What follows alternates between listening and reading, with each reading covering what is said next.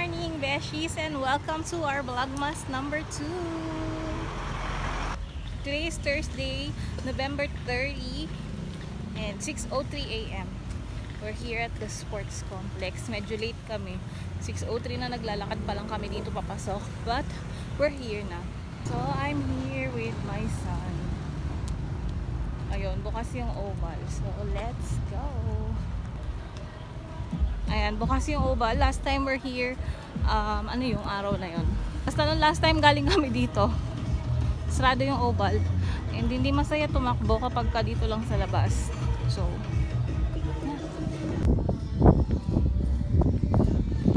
I'm here na sa oval. Tapos na ako mag-stretching and we're going to run na. And here's my view. Yung anak ko nandun na, tumakbo na siya. Layo na niya. So yeah, I'll be back later. Ang ganda ng araw. May araw today. Unlike nung mga past few days na hindi nagpapakita yung araw. I think I'm done. 5 laps lang yung ginagawa ko dito and then magti-tiktok ako. So, pinapawisan din naman ako kapag nagti-tiktok. Kasi sayaw yun. Labas na ako dito sa oval.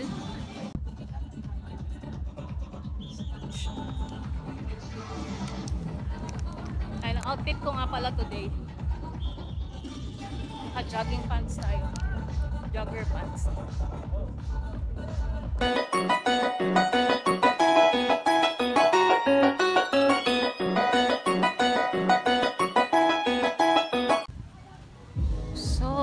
Dito ako napunta para mag-tiktok kasi malawak yung space, walang masyadong tao, hindi ganun kalakas yung sounds ng Zumba. Kasi pag doon malakas yung sounds ng Zumba, hindi ko marinig yung music ng aking TikTok. So dito ako napwesto, nilalagay ko yung phone ko dyan and dito ako tumatayo. So wait lang, magti-tiktok muna ako. So it's now 6:39 and nakailang TikTok lang ako, tapos na yung anak ko tumakbo, hinahanap na niya ako. So puntahan na natin siya. Medyo kanina pa siya naghihintay doon. We're going home. It's now 6:44 a.m. Ang ganda ng araw. Ayan. Kaso nakakasulog na yan mamaya. Nangingitim ako kaka-jogging.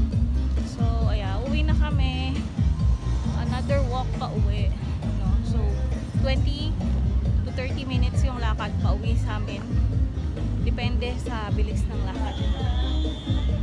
Uwi na kami.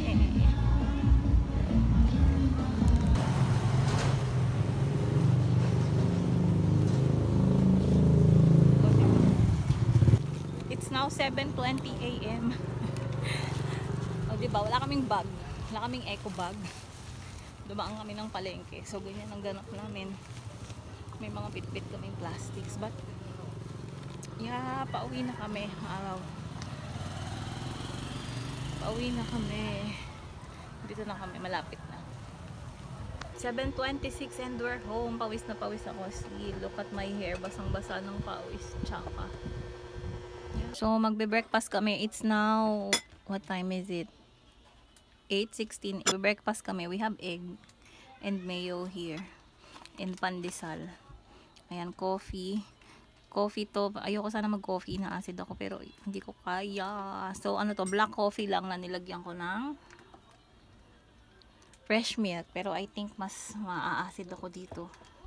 Feeling ko lang. So yeah, ayan, ganyan lalagyan namin mayo yung egg and then palaman sa pandesal. So kain tayo. So ayan, kain tayo. It's now 9:37 a.m. Maligo muna tayo. Marami pa akong gagawin later on. Magluluto pa ako ng ulam namin. So yeah, I'll be back later. It's now 10:26 a.m. And yeah, tapos na ako maligo. So ang dami ko pang gagawin. Magsasaing, maglilinis dito, maghuhugas ng plato, and magluluto ako ng ulam. So yun yung ganap ko ngayong umaga.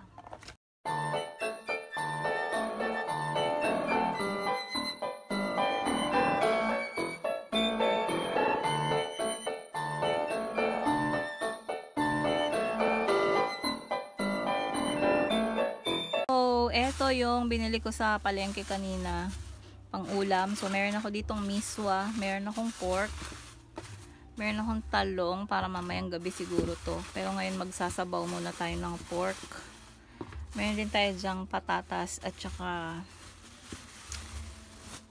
luya. Yung gagawin kong luto is yung pork sasabawan, may potato and may miswa. Hindi ko alam kung anong tawag sa luto na yun, pero ginagawa yun ng mama ko dati. She used to call it bok choy, pero I think hindi bok choy yung ganong luto. But yeah, makikita nyo later.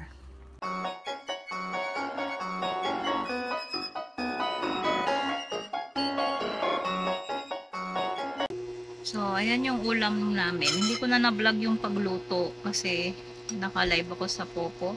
But yeah, ganyan siya. Pork na may potato and then may miswa. Ang sarap niyan, guys. Inisa siya sa luya tsaka sa sibuyas. So yeah, kain tayo.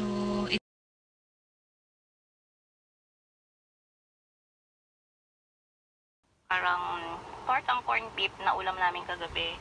So initin lang natin to sa air fryer. Ayan, nag-iinit na ako ng water for